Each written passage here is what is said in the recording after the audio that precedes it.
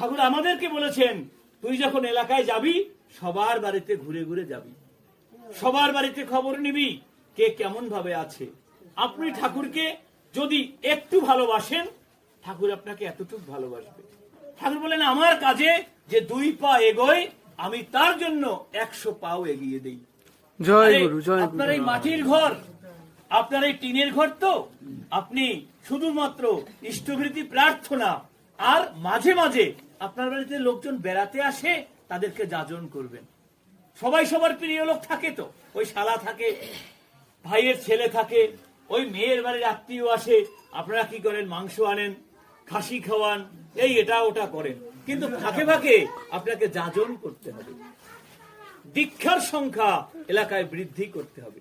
যত দীক্ষার সংখ্যা বৃদ্ধি করবেন তত কিন্তু আপনার ঐক্য তৈরি হবে। আর কি হবে? ওই মানুষগুলি বাঁচার সুযোগ পাবে।